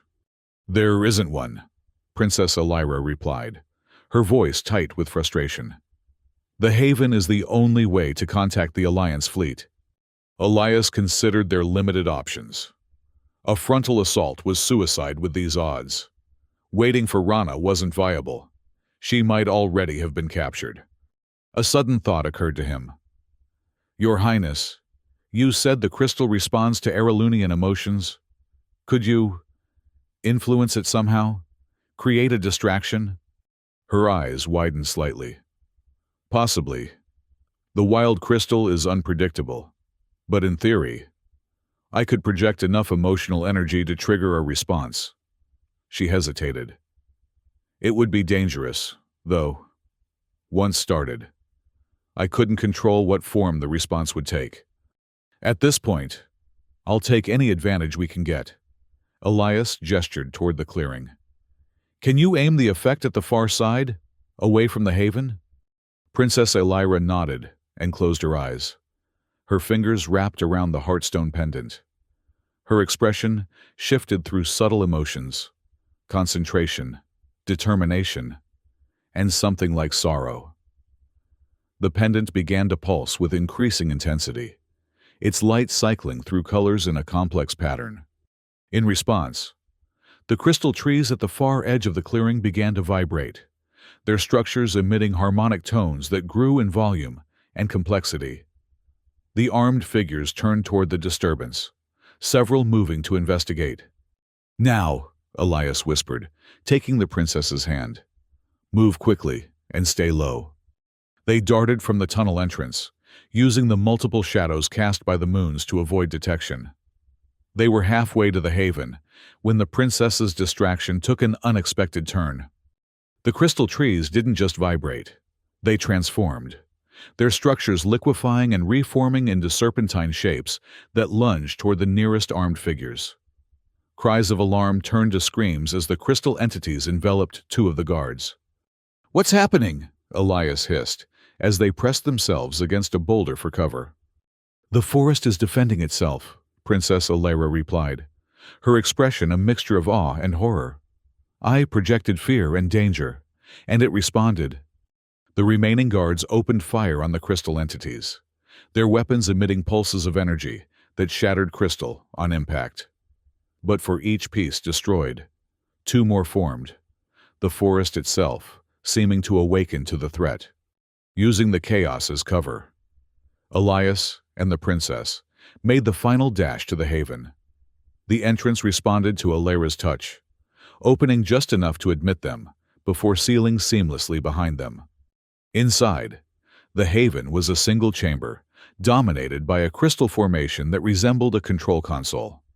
Unlike the wild shapes of the forest, this was clearly designed with purpose, an interface between Aralunian biology and technology. The communication array, Princess Elira explained, moving immediately to the console. I can send a priority signal to the Alliance fleet.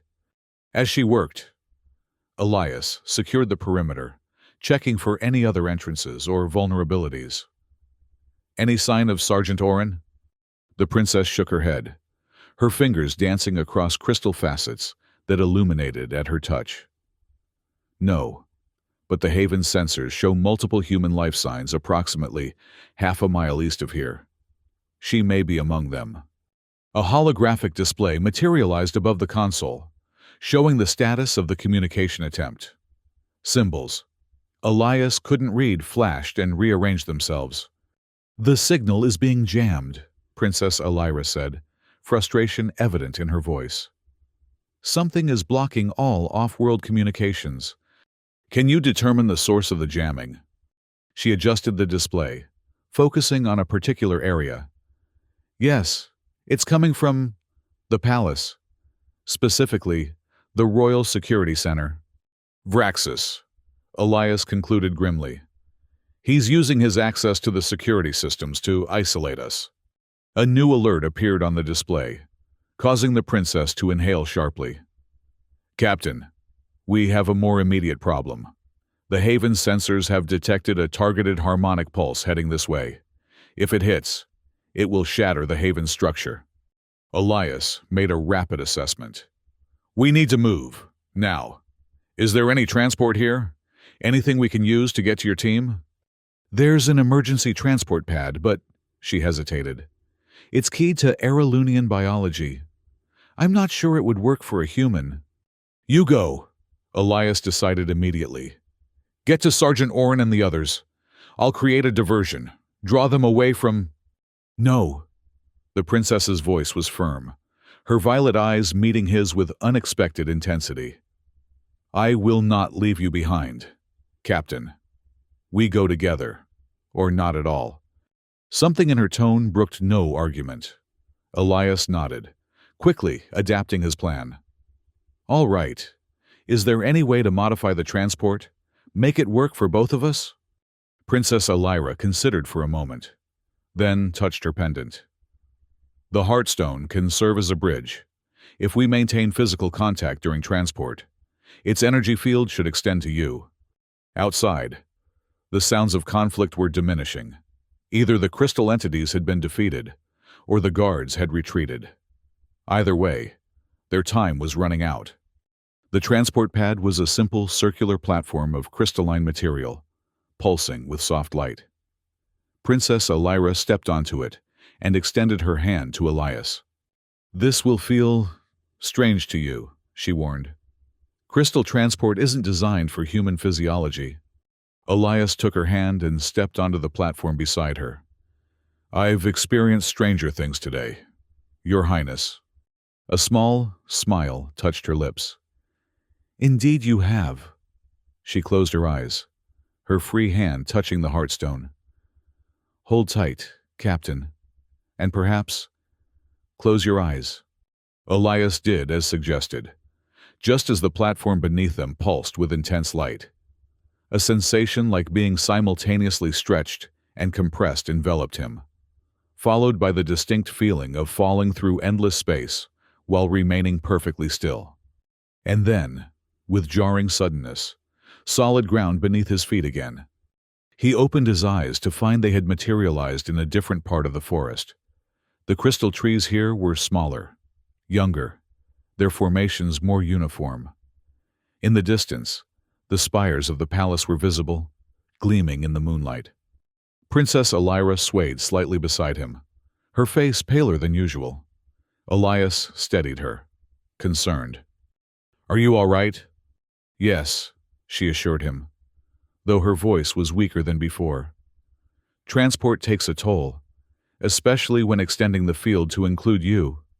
She straightened, her composure returning quickly. The sensors indicated human life signs in this direction. They moved cautiously through the young crystal growth, alert for any sign of pursuit. After several minutes, they heard voices ahead, human voices. Can't just wait here. Lieutenant, the captain and the princess could be in danger. Our orders were to rendezvous at these coordinates. Private. We hold position. Elias recognized his team members immediately. Relief flooded through him as they emerged into a small clearing where Kira, Dax, Jin, and Talon had established a defensive position. All showed signs of combat, torn uniforms, minor injuries, but they were alive. Captain! Kira spotted them first, her professional demeanor briefly cracking to show genuine relief. We thought you might be... Later, Lieutenant, Elias cut her off. Status reports, or where's Sergeant Orin? The team exchanged glances, their expressions somber. Dax stepped forward. We lost contact with her after the initial attack. Sir, last communication indicated she was pursuing hostiles near the eastern palace wall. A cold weight settled in Elias's stomach. Rana was one of his oldest friends, a comrade who had saved his life more than once. Any communication from the ship? He asked, forcing himself to focus on the mission. Negative, sir, Talon replied. All channels are being jammed. We can't even get short-range communications functioning. Princess Elira stepped forward. The jamming is originating from the palace security center. If we could disable it, we could contact your ship and request extraction. That would mean going back to the palace, Jin observed quietly. Right back into their hands. Elias considered their options. 6 of them, including the princess, against an unknown number of hostiles. Limited ammunition, no communications, and a jammer that needed to be disabled. We need intelligence, he decided. Lieutenant Kira, What exactly happened after we were separated? Kira straightened. After the initial attack, the palace went into lockdown. We fought our way out as instructed, but the entire complex was overrun by forces loyal to Lord Vraxis. He's declared a state of emergency, claiming the princess has been abducted by human operatives. He's framing us, Elias realized, using us as scapegoats for a coup. Worse than that, Dax added grimly. He's using it as a pretext to cancel the Ascension ceremony and declare himself regent until the crisis is resolved. Princess Elira's expression hardened. He cannot hold power without the Heartstone. That's why he's hunting us so desperately. A faint sound in the distance caught their attention. The distinctive whine of search drones, growing closer. We need to move, Elias ordered. Find cover, regroup, and formulate a plan to infiltrate the palace. They moved deeper into the forest, away from the approaching drones. The younger crystal formations provided less cover than the ancient growth, forcing them to rely more on speed than stealth. After nearly an hour of evasive movement, they found temporary shelter in a hollow beneath the roots of a fallen crystal tree. The space was cramped but defensible, with only one entrance to monitor. We need medical attention, Jin noted, gesturing to Talon, who was nursing a wound on his arm where his uniform had been torn open, revealing burned flesh beneath. I can help, Princess Elira offered. She knelt beside Talon, examining the injury. This was caused by a harmonic disruptor. The crystal resonance is causing cellular damage. She touched her pendant, which pulsed with soft light. Hold still. She placed her hand gently over the wound. A subtle glow transferred from the Heartstone through her fingers and into Talon's injured flesh. He gasped, then relaxed as the burned tissue visibly began to heal. How did you do that? Kira asked, watching in fascination. The Heartstone contains life energy, the princess explained. It can accelerate natural healing processes, though the effect is temporary. She looked up at Elias. I can treat minor injuries, but it drains the Heartstone's power. Elias nodded, filing this information away. Conserve your strength, Your Highness. We'll need every advantage for what comes next. As the team rested and recounted their experiences since the separation, Elias moved to the entrance of their shelter, keeping watch. Princess Elira joined him after ensuring everyone's injuries had been treated. Your team is remarkably resilient, Captain, she observed. They show uncommon loyalty to you. We've been through a lot together, Elias replied, his thoughts still partly with Rana. In the field, trust is everything. The princess was silent for a moment, her gaze on the distant palace spires. I envy that certainty. As heir to the throne, I'm surrounded by people, yet trust has always been a luxury I cannot afford. Something in her tone made Elias look at her more closely. In the soft light filtering through the crystal canopy, her alien features seemed more vulnerable than he had seen them before. Is that why you requested human guards? Because you couldn't trust your own people? Partly, she admitted. But also because of your personal record. Captain, your actions at Proxima Centauri, they showed a quality rare in any species. The willingness to place others' lives above your own, not out of duty or protocol, but out of genuine conviction. Elias felt unexpectedly exposed, as though she were seeing past his carefully maintained professional exterior. I lost good people at Proxima, people who trusted me to bring them home. Yet you saved hundreds more, she countered gently, including children who would have had no chance without your intervention. How do you know so much about that mission? The details were classified. A small smile touched her lips. I make it my business to know about those who might one day guard my life. Captain. Their conversation was interrupted by Jin's urgent whisper from inside the shelter. Movement 300 meters south. Multiple signatures. Elias immediately shifted into tactical mode. Everyone, combat ready. Defensive positions.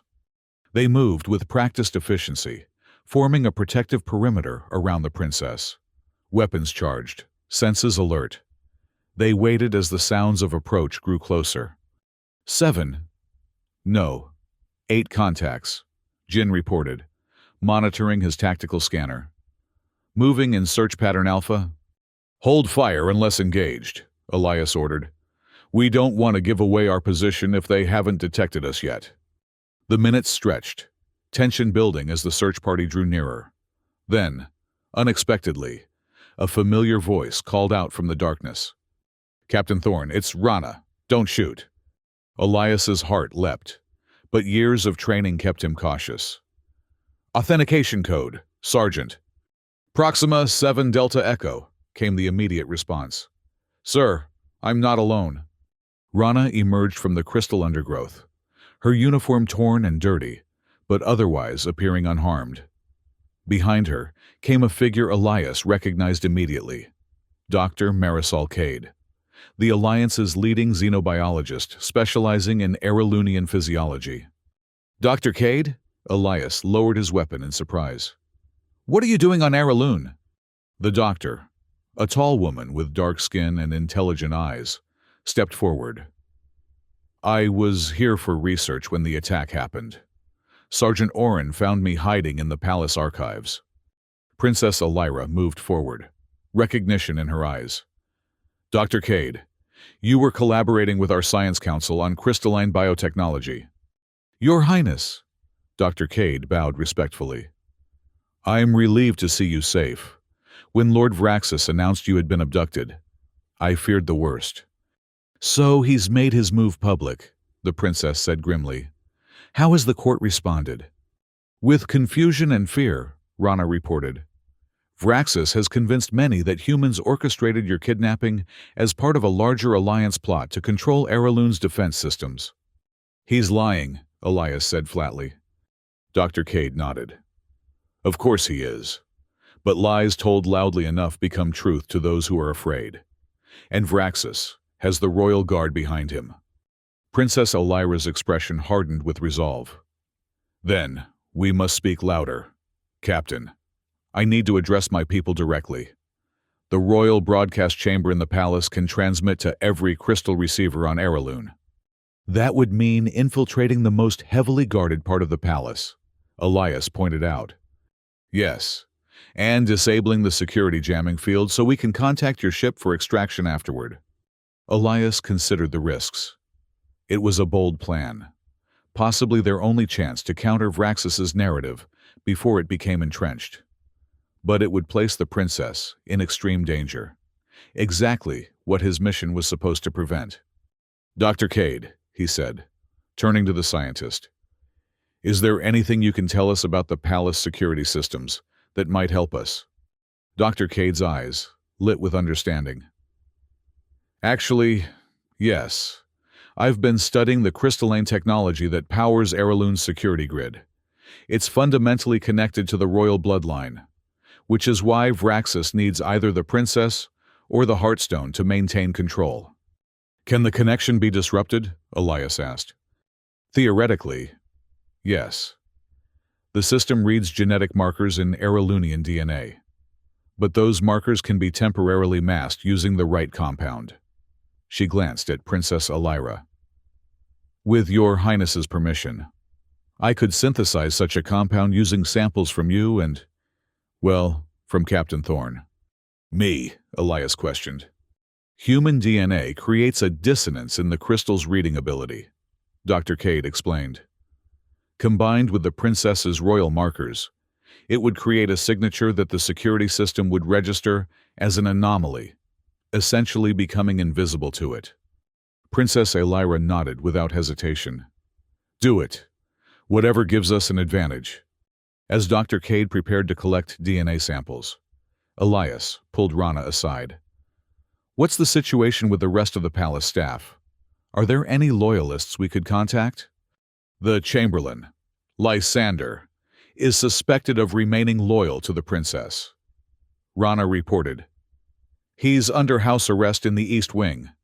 Several members of the Science Council have also questioned Vraxis's version of events. Potential allies, Elias noted. We'll need to coordinate with them if possible. Over the next hour, Dr. Cade worked with the limited resources available, using components from their equipment and crystals from the surrounding forest to synthesize her compound. Meanwhile, Elias and his team developed a tactical plan for infiltrating the palace. The main challenge is the security jamming field, Kira explained, sketching a rough map in the dirt. It's powered by the central crystal node in the security center. If we can disable that, we can contact the ship and coordinate extraction. And the broadcast chamber? Elias asked. Upper level, west wing, Princess Elira provided. Accessible via the ceremonial hall or the service corridors. 2 teams, Elias decided. Team 1 disables the jamming field. Team 2 escorts the princess to the broadcast chamber. We coordinate timing to minimize our exposure. I've completed the compound, Dr. Cade announced, holding up a small vial of luminescent blue liquid. It should mask your biosignatures from the security system for approximately 30 minutes. After that, the crystal will adapt and recognize the anomaly. 30 minutes to get in, make the broadcast, disable the jammer, and get out. Elias summarized. Tight, but doable. Princess Elira took the vial from Dr. Cade and examined it. How is it administered? Topical application is sufficient, the doctor explained. The compound will be absorbed through the skin and temporarily alter your genetic markers at a surface level. The princess opened the vial and applied a small amount to her wrist, then offered it to Elias. The liquid felt cool on his skin, with a subtle tingling sensation as it was absorbed. There's another matter we should discuss, Dr. Cade said, her expression turning serious. In my research, I discovered something about the Heartstone that may be relevant to our situation. All eyes turned to her. The Heartstone isn't just a key to Heirloom's defenses, she continued. It's also a repository of genetic information, specifically, the genetic history of the royal bloodline. When the princess undergoes the ascension ceremony, the Heartstone doesn't just bond to her. It integrates her genetic pattern into its matrix, ensuring continuity of control. We knew this already, Princess Elira said, a note of impatience in her voice. Yes, but what you may not know is that Lord Vraxis has been experimenting with genetic manipulation technology. Technology that could potentially allow him to extract and replicate the royal genetic pattern from the Heartstone itself. The implications hung heavily in the air. He doesn't just want to control me, Princess Elira realized. He wants to replace me, to become, genetically, a member of the royal line with full access to the Heartstone's power, which would be devastating for Heirloom, Dr. Cade confirmed. The Heartstone wasn't designed to accommodate artificial genetic manipulation. The resulting instability could cascade through all crystal technology on the planet. Elias felt a chill at the scope of Vraxis's ambition and the potential catastrophe it could unleash. All the more reason to stop him quickly.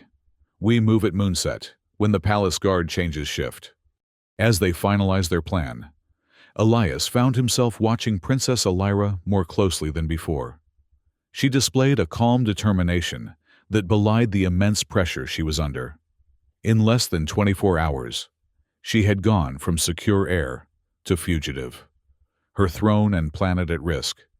Yet her focus remained on her people rather than her personal safety. When the others had dispersed to prepare, Elias approached her. Your Highness, I need to ask, are you certain about this plan?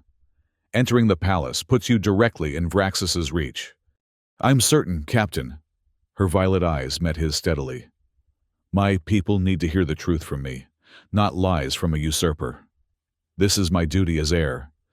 And if something goes wrong, if we're captured? She touched the Heartstone at her throat, her expression solemn. Then you remember your promise. The Heartstone cannot fall into Vraxis's hands, no matter the cost. The weight of that responsibility settled heavily on Elias's shoulders. I remember, but it won't come to that. How can you be so certain? Because I made another promise too, he said quietly. "To protect you with my life. And I intend to keep both." Something shifted in her expression, a softening, a moment of genuine connection beyond their formal roles. "You are not what I expected, Captain Thorne." "Is that a compliment, Your Highness?" A small smile touched her lips. "I believe it is." As moonset approached, they moved into position near the palace perimeter.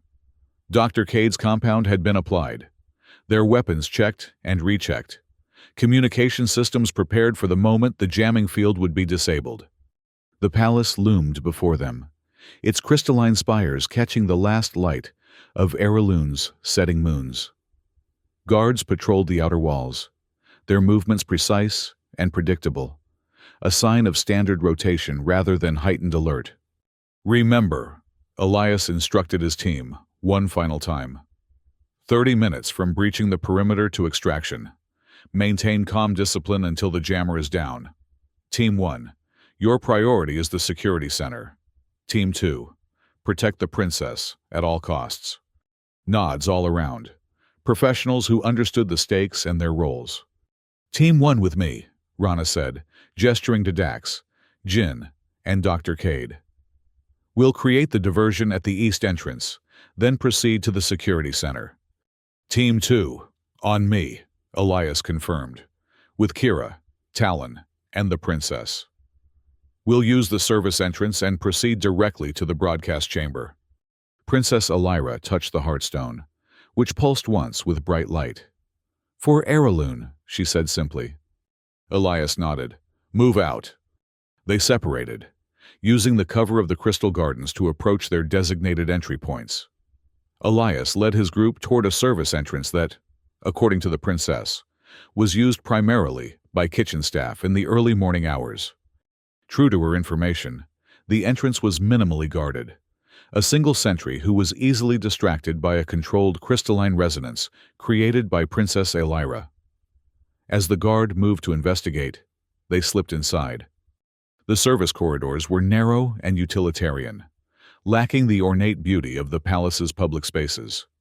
They encountered few staff, most of whom were too preoccupied with their duties to question the princess's presence, particularly as the compound was masking their biosignatures from the security system. "The broadcast chamber is 2 levels up," Princess Elira whispered as they reached a juncture. "The ceremonial staircase will be guarded, but there's a service lift used for maintaining the crystal arrays." They located the lift, a simple platform of crystalline material similar to the transport pad in the Haven. The princess activated it with a touch, and they ascended swiftly through the palace infrastructure. Emerging on the upper level, they found themselves in a dimly lit corridor lined with inactive crystal panels. The broadcast chamber lay at the end, its entrance marked by an ornate archway, pulsing with subtle light. 2 guards, Talon reported, peering cautiously around a corner. "Standard Royal Guard armament." Elias considered their options. "We need them disabled, not dead. Any suggestions, Your Highness?" Princess Elira touched her pendant thoughtfully. "The Heartstone can create a temporary sensory distortion. It won't last long, but it should give us enough time to subdue them." At Elias's nod, she stepped forward, the Heartstone glowing brighter in her hand. She whispered words in an Erelunian dialect, too complex for the translator to process, and the crystal emitted a pulse of energy that spread outward like a wave. The guards stiffened, then relaxed, their postures becoming slack as their perceptions were temporarily altered. Elias and Kira moved swiftly, disarming and restraining them before they could recover. "Impressive," Elias commented as they secured the guards. "A royal prerogative," Princess Elira replied with a hint of a smile. "The Heartstone responds to certain ancient phrases." They entered the broadcast chamber, a circular room dominated by a central crystal formation that resembled a lectern. Surrounding it were smaller crystals arranged in a pattern that Elias recognized as a stellar map of the Erelunian system. "The broadcast array," the princess explained, moving to the central lectern. "From here, my words will reach every crystal receiver on Erelun. How long will you need? Elias asked, securing the entrance. Only a few minutes. The connection is established through the Heartstone. Talon, take position by the door. Kira, secure our exit route. Elias moved closer to the princess. We'll hold this position until Team 1 confirms the jammer is down. Princess Elira placed her hands on the crystal lectern, which illuminated at her touch. The Heartstone at her throat pulsed in resonance, creating a connection that spread through the smaller crystals surrounding them. The star map began to glow, each point of light representing a population center on Araloon. My people, she began, her voice carrying a formal authority Elias hadn't heard before. This is Princess Elira Vel, true heir to the throne of Araloon. I speak to you now from the royal palace, not as a captive of human forces, as Lord Vraxus has falsely claimed, but as your rightful leader. As she spoke, the crystal formations around them pulsed with increasing intensity, amplifying and transmitting her words across the planet. Lord Vraxus has betrayed the crown and our people. He orchestrated an attack on the palace to seize power, using the chaos to frame our human allies and take control of our defenses.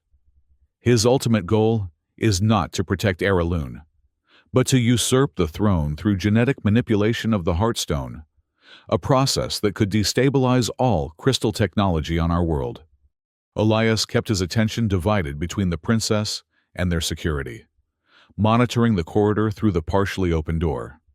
So far, there had been no response to their intrusion, a promising sign that Team 1's diversion was working. I call upon all loyal citizens of Araloon to reject these false claims. Princess Elira continued. The Ascension ceremony will proceed as planned. The alliance with Earth remains strong, and those who have supported this attempted coup will face justice under royal law. She paused, then added with quiet determination, I have not abandoned you. I will not abandon you, for Araloon. As she completed her address, the crystal array pulsed once more before dimming to its normal state. Princess Elira turned to Elias, a question in her eyes. Did it work? Will they believe me over Vraxus? The truth has power, Your Highness, he replied, especially when spoken with such conviction. A sudden commotion from the corridor interrupted them. Talon tensed, weapon raised. Contact! Multiple hostiles approaching. Team 1 should have disabled the jammer by now, Elias said, checking his comm unit. Still nothing. Something's wrong.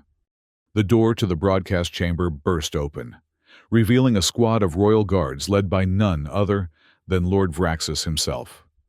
His cold eyes, fixed on Princess Elira, with a mixture of triumph and fury. How convenient, he said, his voice deceptively calm. The fugitive princess delivers herself to us, and completes her own downfall with seditious broadcasts. Elias moved protectively in front of the princess, his weapon trained on Vraxus. Stand down, Lord Vraxus. Your coup has failed. The princess has exposed your lies to all of Araloon. Vraxus smiled thinly. Has she? Or has she merely confirmed what I told them, that she has been corrupted by human influence? He stepped forward, seemingly unconcerned by Elias's weapon. Look at her now, hiding behind human weapons, spouting human rhetoric about truth and justice.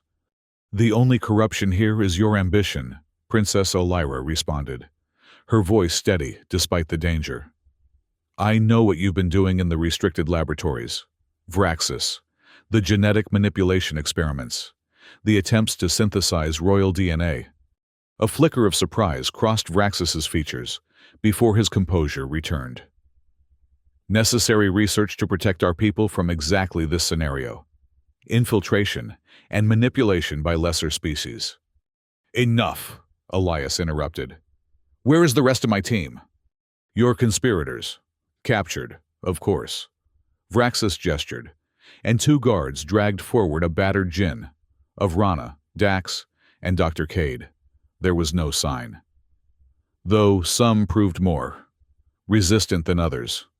Jin met Elias's eyes briefly, a silent message passing between them. They didn't get everyone. Now, Vraxis continued, the Heartstone, Princess, hand it over, and I may consider leniency for your human pets. Princess Elira's hand moved to the pendant at her throat. You know I cannot do that, Vraxis. The Heartstone is bound to the royal bloodline. It would reject you. Unless your genetic pattern were integrated with mine, Vraxis countered smoothly. A process my scientists have nearly perfected. Elias tensed, calculating odds and options. 3 of them against at least 8 guards plus Vraxis. No communication with the ship or the missing team members. And less than 10 minutes remaining before Dr. Cade's compound wore off, and the security system would detect them. Kira, he said quietly. Protocol Omega. The lieutenant nodded almost imperceptibly, her hand shifting to a specific pocket on her tactical vest. Your Highness, Vraxis addressed Princess Elira again. You are young and naive. You believe in alliances with lesser species, in sharing our advanced technology with worlds that can barely manage their own environments. Your father understood the importance of Aralunian supremacy. He knew our destiny was to lead, not to cooperate. My father believed in peace, the princess replied firmly. In progress through cooperation. You twist his words to serve your ambition. Vraxis's expression hardened. Your father was weak, as are you. Aralune deserves stronger leadership. He gestured to his guards. Take them, and be careful with the princess. We need her alive for the procedure. As the guards moved forward, Elias gave the signal. Kira immediately activated a flashbang device, enhanced with crystalline components that magnified its effectiveness against Aralunian sensory systems. The resulting explosion of light and sound was disorienting even to the humans, but devastating to the Aralunians, whose more sensitive perception was temporarily overloaded. In the confusion, Elias grabbed Princess Elira's hand. Run! They burst from the chamber, Talon covering their retreat with suppressive fire, aimed to disable rather than kill. The corridor beyond was momentarily clear, though alarms were already sounding throughout the palace. This way, Princess Elira urged, pulling Elias toward a different passage than the one they had used to enter. The royal gardens have a direct access to the crystal network. They ran, Kira and Talon forming a protective formation around the princess. Behind them, the sounds of pursuit grew as the guards recovered from the disorientation. What about the others? Talon asked, as they descended a sweeping staircase. If they're alive, they'll follow the extraction plan, Elias replied grimly. If not... He left the thought unfinished. They emerged onto a balcony overlooking the royal gardens, an expansive area where crystal formations intermingled with exotic plant life in harmonic symbiosis. Below, multiple levels of terraced gardens descended toward a central pool where liquid crystal flowed like water. The crystal pool connects to the planetary network, Princess Elira explained breathlessly. If we can reach it, I can use the Heartstone to transport us directly to the haven. A weapons discharge impacted the wall near them, sending crystal shards flying. Elias pulled the princess down behind a decorative planter for cover. Go with Kira and Talon, he ordered. I'll hold them here. No, Princess Elira's eyes flashed with determination. I will not leave you behind, Captain. This isn't a debate, Your Highness. Your survival is the mission. And your survival is my choice, she countered fiercely. We go together. Or not at all. Another volley of weapons fire interrupted their argument. Elias made a split-second decision. Kira, Talon covering fire. We move as a unit to the crystal pool. They descended the garden terraces in a tactical formation, using the crystal growths for cover as they moved. The pursuing guards were hampered by their need to take the princess alive, forcing them to use less effective stun settings on their weapons.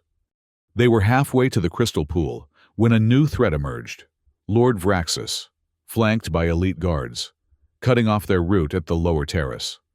Impressive, Vraxus called out, his voice carrying easily in the garden's natural acoustics. But futile. Princess, the palace is locked down. Your human allies can't help you now.